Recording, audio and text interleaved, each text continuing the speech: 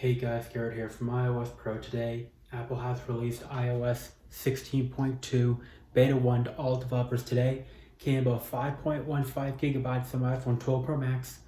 On my iPhone 13 Pro Max, and I installed it. The build number is 20C5032E. See there's the build number. And there are the new app in this update, some text changes, and some rearranging of the icons. Like about 5 to 7 changes. So let's get started.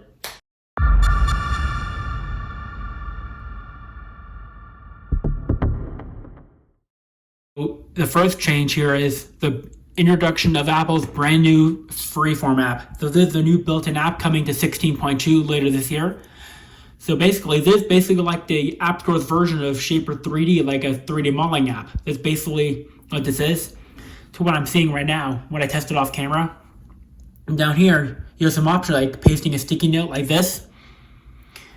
And going to shapes, so you have basic shapes like square, the app icon shape, circle, and other basic shapes. That's kind of interesting. Inserting a text button down here, you want to do that.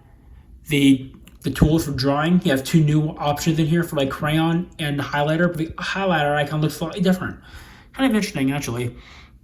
And then the button down here for inserting, for like files app. You can paste a link in here, so when I click this button, I can actually put an address in here and it'll paste it right in here.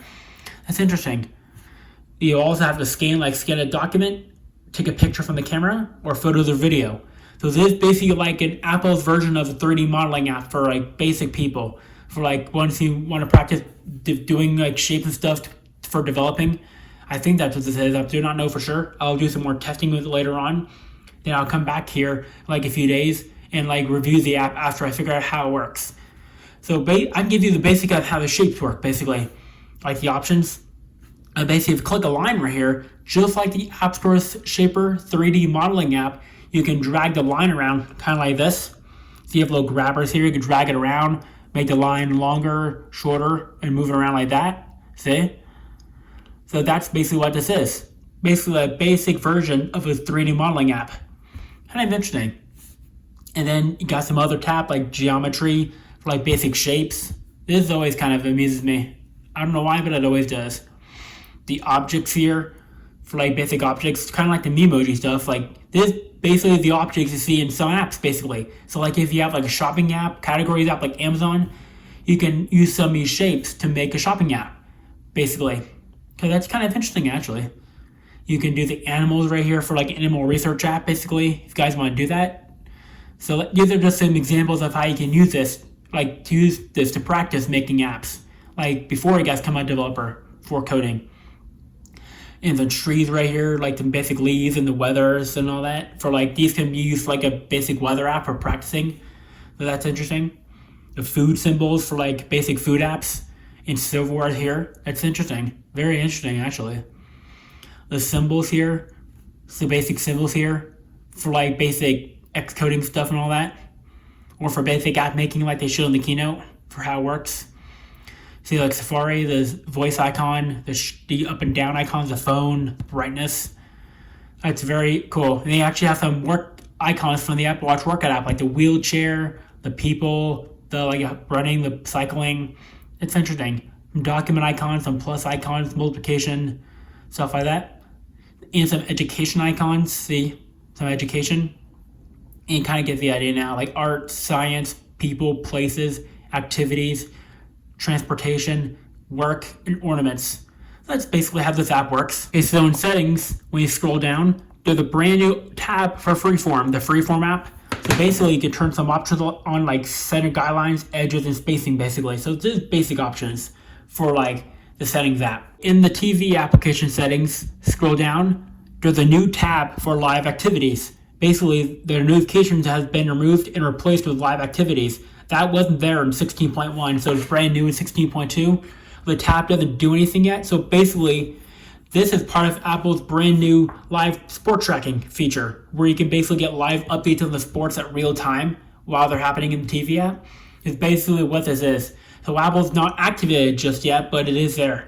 So just like in iOS 10.2, like back on iOS 10.2 to be exact, they introduced the TV app and the TV provider, but the TV provider didn't actually start working until Apple released it in iOS 10.2 in December of 2016.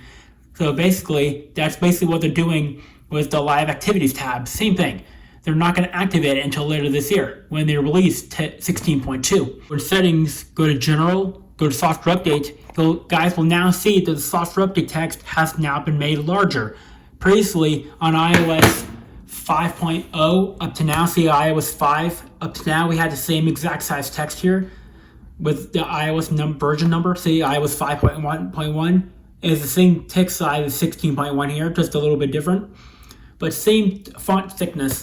But now in iOS 16.2, they've now made the iOS 16.2 version number much larger, so you can see exactly what version you have. Sometimes people cannot see where it is, so for people who have a hard time seeing well, that's why they made it bolder, to make it easier to see. So in settings, go to accessibility, scroll down to audio and visual. You can now see that on iOS 16.1, we had this option called phone noise cancellation. That has now been removed on iOS 16.2 beta 1. So I actually like that feature because it says noise cancellation reduces ambient noise on phone calls when you're holding the receiver to your ear.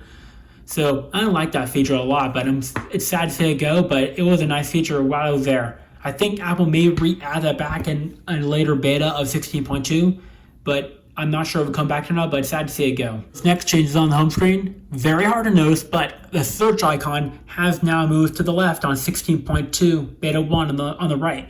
So I actually have a screenshot of this where I screenshotted 16.1 and 16.2 before updating and after. And you see here's 16.1. So when I move the scrubber, you guys can see the search icon moves. It's very, very subtle. See, the little search icon does move.